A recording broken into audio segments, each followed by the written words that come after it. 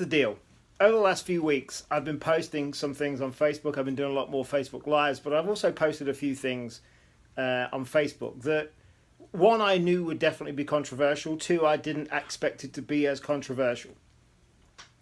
One was about Trump and my complete disdain and dislike for the guy, which sparked one of the busiest thread comments on my Facebook timeline I've ever had, and ultimately makes me think that actually, based on people's reaction in the US that were supporting Trump, the guy stands a very good chance of being re-elected again next term, which scares the crap out of me. But that was one thing. The other one was a post about a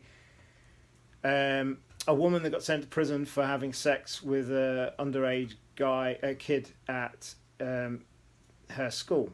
And I simply, the man part of me came out and I said, why didn't I have teachers that looked like that when I was that age? I didn't say any more than that, but it sparked a whole big conversation on my Facebook timeline about the consent, and people saying to me that, well, it started off with other people saying it, and so you think certain child rape is right and right. I'm like, come on, let's. This, what started out to be a bit of a joke, it perhaps shouldn't have been. I was simply commenting on how stunning this woman looked, and I had never had any teachers look like that when I was that age. And it sparked a whole other ball game and went down a whole other road that I never thought it would. For not 1 minute am I condoning underage sex, underage rape, any rape of any kind. Rape is abhorrent, and anybody that is guilty of raping someone should be dealt with to the fullest extent of the law, of course.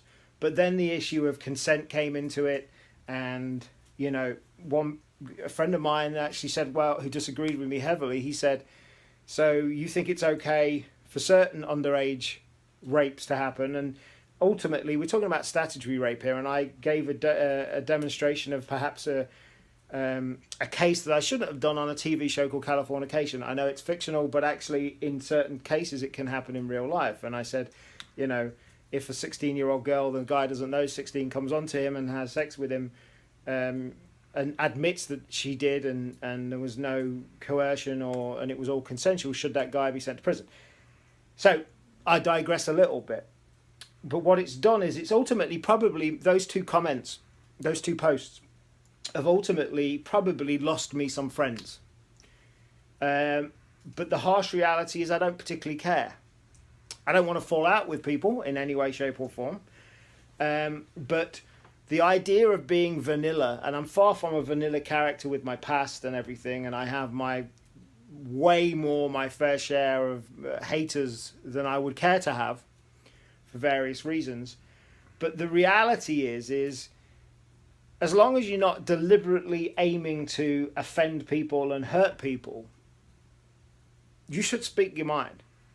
Because being vanilla, especially in business, is going to get you nowhere. I personally think being vanilla in any shape or form of life is getting you anywhere. I think it's completely boring to be a vanilla character that sits on the fence all the time and doesn't have an opinion about particular things, or if they do, doesn't express them. It's getting you nowhere, and I think we've also lost the art or the ability to be able to disagree with each other without falling out. I've seen that over the last year or two. Maybe it's Brexit, maybe it's Trump, maybe it's whatever it may be.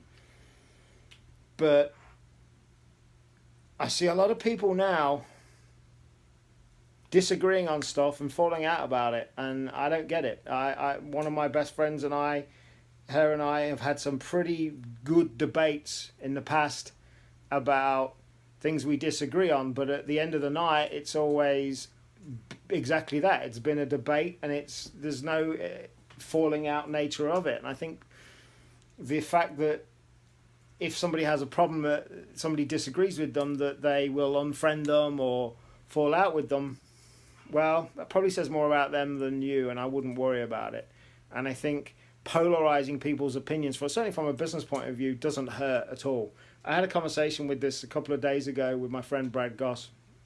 Brad, incidentally, completely disagrees on my stance on the teacher issue that I talked about earlier. He completely disagrees, which is his right too, but it doesn't mean we've fallen out. It means we have a different opinion.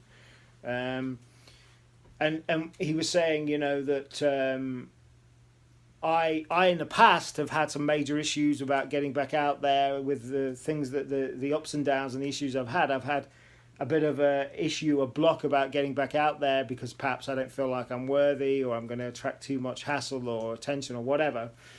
And he said, like, ultimately, you are who you are, and people are going to like you for you, and it's the same for him. Although Brad has far less haters than I had, he still has his fair share of haters. It's like he said when he put his Chronic Marketer book out a good few years ago, he had people saying, I'm never buying another product from you again, because he put out a book called Chronic Marketer, which, again, that just says more about those people than it does you, and they're not people to worry about. They don't want you don't want those types of people following you or being in your presence or in your online presence.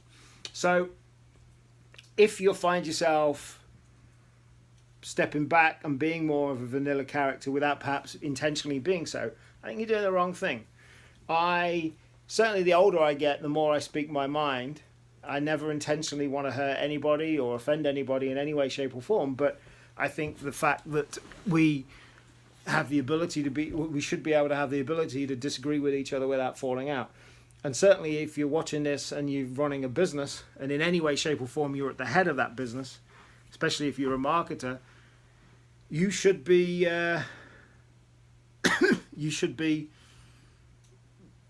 being different. And by being different, I mean speaking your own mind. It's like one of my friends, Nigel Reisner, said, who's a speaker, professional speaker, one of the best speakers around. He said, in an audience, when I'm speaking, normally you'll have people that like you or indifferent to you. And with me, because of my backstory and all the shit that I've been through in my life and some of the shit that is self-imposed, I don't have them two characters. I have categories. I have three. I have people that like me for whatever reason. I have people that are indifferent to me, and I have people that don't like me. And I'm all right with that, because as long as I can go to bed at night and sleep relatively easy with everything, I'm all right. And like I said, as long as I've not offended anybody or upset anybody deliberately, then I'm all right with that. And that's a good thing. So yeah, being vanilla is boring. It gets you nowhere. And people should learn to disagree more without falling out and take offense. Keep it real. Thanks for watching. Catch you soon.